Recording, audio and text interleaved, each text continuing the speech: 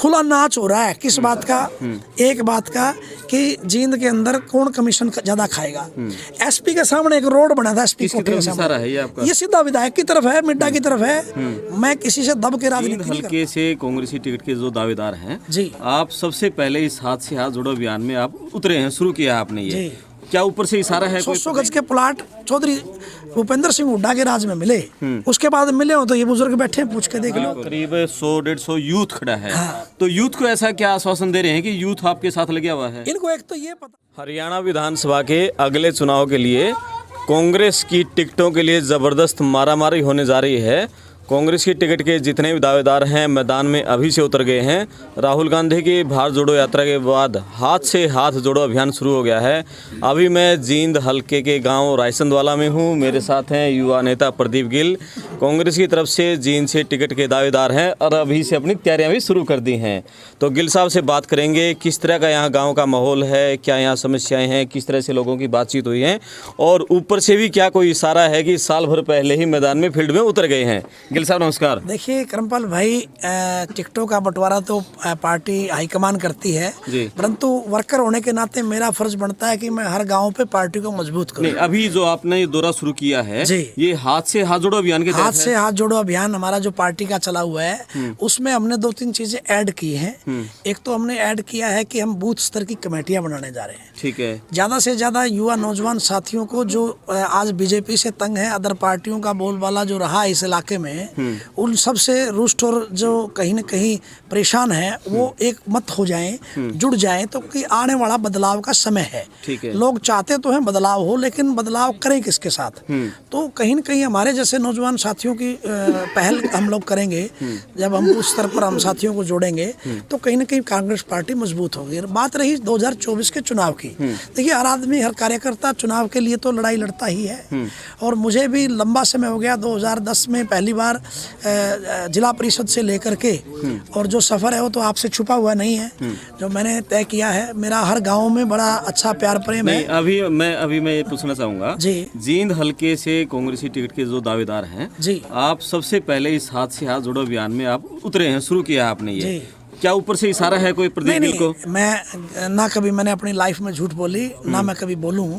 Party high command की तरफ से कोई इशारा नहीं है, ऐसी कोई बात नहीं है कि मेरी किसी नेता से ये बात हुई हो, उन्होंने मुझे ऑथराइज किया हो। नो, हमें पार्टी के हाईकमान की तरफ से ये एक आदेश आया कि भाई हाथ से हाथ जोड़ो कार्यक्रम में ज्यादा से ज्यादा लोगों को संपर्क करो। ठीक है। आज उस अभियान में सबसे पहला हमारा बूथ जो है वो रायचंदवाला गाँव है। जींद हल्के का पहला बूथ है ये, नंबर 1 बूथ। ठीक है। तो मैंने और साथियों ने जब प्लान किया तो यही किया कि बूथ नंबर 1 से शुरुआत करते हैं। ठीक है। और रायचंदवाला गांव वैसे भी मेरा बहुत ज्यादा लगाव रहा है यहाँ, क्योंकि मैं लोकदल पार्टी का प्रदेश अध्यक्ष जब मैं था तो मैंने गांव दर गांव के दौरे किए थे। उस टाइम मेरे साथ नौजवान साथियों की और बुजुर्गों की बड़ा प्यार प्रेम मुझे मिला था। आज वो सभी लोग एक मत हो जाएं, मैं इसका प्रयास कर रहा हूँ। ओके, अभी गाँव के लोगों से आप मिल रहे हैं, हमने देखा कि 50-60 घरों में आपका चाय का जलपान का कार्यक्रम था। कैसे लोग आश्वासन दे रहे हैं? सरकार के प्रति किस तरह के लोगों में नाराजगी है? सबसे बड़ी बात तो इस जींद में 1966 का पुराना जिला है ये, जहाँ पर अगर देखी जाए तो नालियाँ गंदी उससे भरी पड़ी हैं, पानी से भरी पड़ी हैं। गांव के तालाब जो है गंदे पानी से भरे पड़े हैं, कोई निकासी नहीं है, कोई व्यवस्था नहीं है। शिक्षा के क्षेत्र की बात करें तो गांव के अंदर टीचर नहीं है। अगर बात करें चिकित्सा की तो डॉक्टर नहीं है। अगर बात करें इन बुजुर्गों की जिनको सम्मान पेंशन मिली थी, वो इस नाम से काट ली कि तेरा बेटा लग रहा है। अरे बेटा नौकरी तो लग रहा है, बेटा उस बुजुर्ग की कहीं ना कहीं सुनवाई भी कर रहा है। बिल्कुल। इन लोगों को बीजेपी के जो, क्योंकि असल तो इनके घर नहीं है, क्योंकि इनके पास कोई परिवार तो है नहीं, ना तो इनकी फैमिली आईडी है, क्योंकि विज की फैमिली आईडी नहीं, ना ही मनोहर लाल जी की फैमिली आईडी है, क्योंकि उनको पता ही नहीं कि बुजुर्ग किस प्रकार अपना जीवन यापन करते हैं। बुजुर्ग अपनी जूती ले आया करता था, बुजुर्ग अपनी धोती ले आया करता था, बुजुर्ग अपना साफा ले आया करता था, या हमारा खिंडका बांधते थे वो ले आया करता था। बेटी आती तो उसके सिर पर हाथ कर रख के 100 का नोट या 10 का नोट दे दिया करता था। इसलिए चौधरी देवीलाल ने यह सम्मान पेंशन बढ़ाई थी। बिल्कुल, सरकारें बढ़ाती रही है, बहुत अच्छी बात। गांव में कटी है लोगों की, बताया बहुत ज्यादा अच्छा, बहुत ज्यादा इस बात से कट गई कि आपका बेटा जो है ना नौकरी लगा हुआ है, बेटा उनको संभाल ही नहीं रहा। इस तरह की धरातल पर बगैर नॉलेज लिए इन लोगों ने गुलाबी पीले कार्ड काट दिए लोगों के। 100 गज के प्लाट चौधरी भूपेंद्र सिंह हुड्डा के राज में मिले, उसके बाद मिले हो तो ये बुजुर्ग बैठे हैं, पूछ के देख लो। आप इस कैमरे को घुमाओ, आज विधवा पेंशन से लेकर के बुढ़ापा पेंशन काट दी गई, गुलाबी पीले कार्ड काट दिए गए, ये दोबारा फिर लॉलीपॉप देने लग रहे हैं, दोबारा बढ़ाना तो शुरू कर दिया। अब कई साथी खड़े हैं यहाँ, भाई शोभराज जी बरसोड़ा से खड़े हैं, इनको पूछ करके देखो कि इनसे बोला गया कि आपके तो पुराने बिल खड़े हैं, अब 3 भाई हैं, कौन बिल भरे भाई, कौन सा बिल भरे, क्या कोई सिस्टम ही नहीं है। मैं देख रहा हूँ कि यहाँ करीब 100-150 यूथ खड़ा है।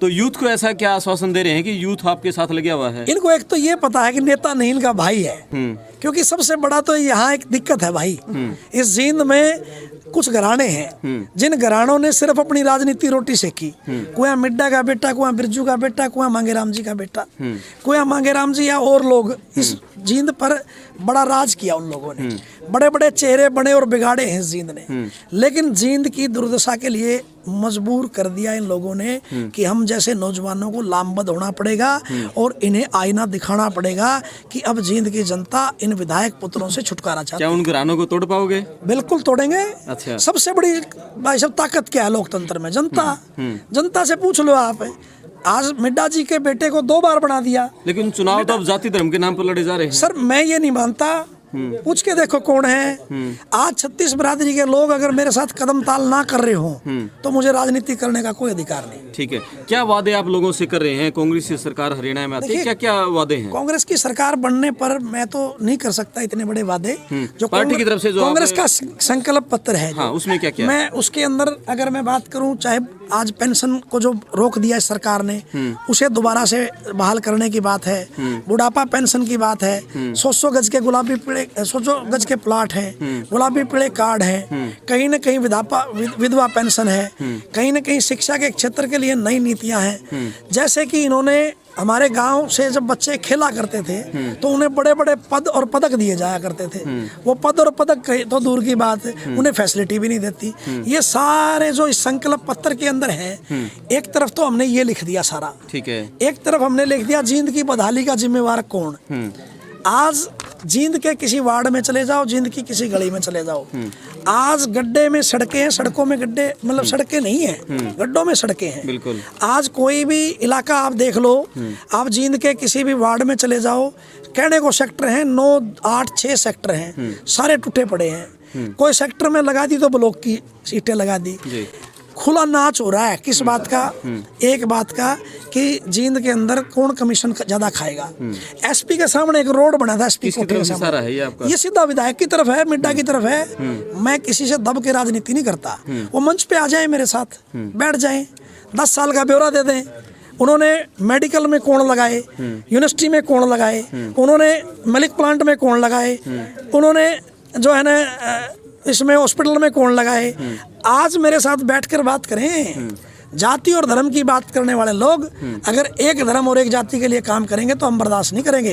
ये हक सभी का है, ठीक है, ये हर व्यक्ति का हक है, उसे मिलना चाहिए। तो जो रायसेन द्वारा से अभियान शुरू हुआ है, हाँ, पूरे जींद हल्के के सभी गाँव को कवर करोगे? 36 के 36 गाँव को कवर करेंगे और 31 के 31 वार्ड को कवर करेंगे। कब तक का टारगेट तय? 180 चलता रहेगा कार्यक्रम। अच्छा। कल को छोड़ के परसों हमारा लोचप गाँव के अंदर है। जैसे जैसे आगे हमारे कार्यक्रम, हमारे जो वर्कर साथी हैं, जो पार्टी के स्तर के भी हैं और जो सीधे तौर पर मुझसे भी पुराने टाइम से जुड़े हुए हैं, जो नए मेरे साथ जुड़ना चाहते हैं, कोई लोकदल में था तो कोई जेजेपी में था, लेकिन हमारा अभियान क्या है कि सबसे पहले हम बूथ स्तर पे को पार्टी को मजबूत करें। बूथ पे मजबूत होगी तो हरियाणा प्रदेश के अंदर मजबूत। कांग्रेस के प्रति क्या लोगों का आखिरी सवाल, क्या रुझान है? कांग्रेस के प्रति तो देखो विकल्प देखती है, पार्टियां देखती है, कोई भी जो है ना समाज पार्टियां देखता है। कैसे देखता है? पहले ये देखता है कि आज मौजूदा सरकार क्या कर रही है, उससे बड़ा विकल्प कौन है? सेकंड लार्जेस्ट पार्टी कांग्रेस है। सत्ता में कांग्रेस आ सकती है, ना कि अदर पार्टी आ सकती है, क्योंकि कांग्रेस आज भी कहीं ना कहीं, चाहे विधानसभा में हुड्डा साहब हैं, दीपेंद्र जी लोकसभा में हैं, उदय भान जी सड़कों पर हैं, मतलब हर वर्ग हर जाति का एमएलए विधायक कांग्रेस के पास है, हर जाति हर उसका संगठन में स्थान है, तो कांग्रेस से बढ़िया विकल्प ही नहीं है। दोबारा से लोगों को कांग्रेस याद आती है। कहीं न कहीं ये सरकार बनी थी इस बात पे कि मैं चाय बेचने वाला हूँ, मैं गरीब का हितैषी बनूंगा। गरीब बाट देखता रहा, हितैषी कोई नहीं नजर आया। ओके, चलो भविष्य में आपके साथ लगातार बातें करते रहेंगे। मैं आपका दोस्त करमपाल रायचंदवाला में हूँ और लगातार दोनों को अब पूरी राजनीतिक जो यात्रा जींद हल्के में चलेगी सभी पार्टियों की, हम आपके सामने लेकर आते रहेंगे। धन्यवाद, थैंक यू। धन्यवाद, जय हिंद, नमस्कार।